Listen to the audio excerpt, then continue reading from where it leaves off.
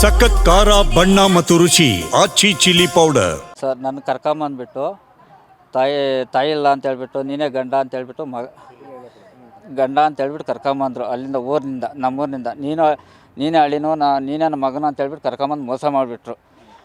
ಆಮೇಲೆ ಆಯಿತು ಅಂತ ಹೇಳ್ಬಿಟ್ಟು ನನ್ನ ಪಾಡಿಗೆ ನಮ್ಮ ಮನೆ ಕಟ್ಟಿದೆ ಎಲ್ಲ ಕಟ್ಟಿದೆ ಏನು ಬೇಕೋ ಮಾಡ್ಕೊಂಬಂದೆ ತಿರ್ಗಿ ಆಯಿತು ಅಂತ ಹೇಳ್ಬಿಟ್ಟು ಇವಳು 8 ವರ್ಷದಿಂದ ಸೋಲೂರು ಚೇತನ್ ಅಂತೇಳಿ ಮಲೆಯಾಳಕ್ಕೆ ಹೋದ್ಮೇಲೆ ನ್ಯಾಯ ಸಿಗಲಿಲ್ಲ ನನಗಲ್ಲಿ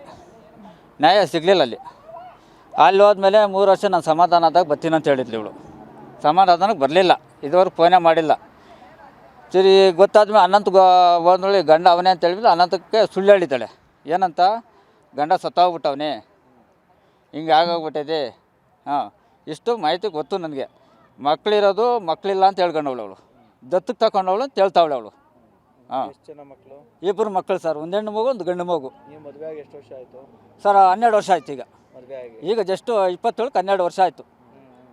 love marriage arrange marriage? Love marriage sir, ಅದು ಲವ್ ಮ್ಯಾರೇಜ್. ಸರ್ ಒಂದು ಹುಡುಗನಿಂದ ಕಾಂಟ್ಯಾಕ್ಟ್ ಆಯಿತು ದೇವನಹಳ್ಳಿಯಲ್ಲಿ.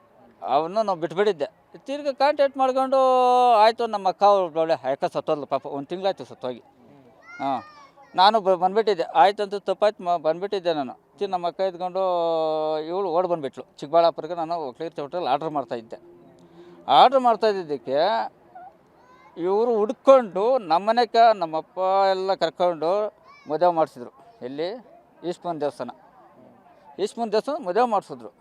ಆದಮೇಲೆ ಇವರು ಹುಡ್ಕೊಂಡು ಮೊನ್ನೆ ಟ್ರ್ಯಾಕ್ ಮಾಡ್ಕೊಂಡು ಬಂದರು ನನ್ನ ಹತ್ರ. ಆಮೇಲೆ ನನ್ನ ಹತ್ರ ಅಲ್ಲಿ ಬರ್ಸ್ಕೊಂಬಿಟ್ಟಿದ್ದು, ನೀವು ನಮ್ಗೆ ಸಂಬಂಧ ಇಲ್ಲ, ನೀನು ನಮ್ಮ ಮಗನೇ ಸತ್ತೋಗ್ಬಿಟ್ಟವ್ರು ಅಂತ ಅಲ್ಲಿ ಬರ್ಸ್ಕೊಂಬಿಟ್ಟವ್ರು. ಈಗ ಅರ್ಥ ಆಯ್ತಾ?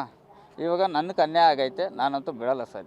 ಈಗ ನೀವು ಅಧಿಕೃತವಾಗಿ ಮದುವೆ ಆಗಿದ್ರೆ ನಿಮ್ಗೆ ಯಾವುದೇ ರೀತಿ ಡೈವರ್ಸ್ ಕೂಡ ಕೊಟ್ಟಿಲ್ಲ ಸರ್. ಕೊಟ್ಟಿಲ್ಲದೆ ಈಗ ನೀವು ಹೇಳ್ದಂಗೆ 2ನೇ ಮದುವೆನ 3ನೇ ಮದುವೆನ ಇರ್ಬೋದು. ಇದು 2ನೇ ಮದುವೆ ಸರ್. ಅನ್ನಂತವ್ರು ಮಾಡ್ಕೊಂಡಿದ್ದು 2ನೇ ಮದುವೆ ಸರ್. 2ನೇ ಮದುವೆ. ನಿಮ್ಗೆ ಡೈವರ್ಸ್ ಕೂಡ ಕೊಟ್ಟಿಲ್ಲ ಸರ್.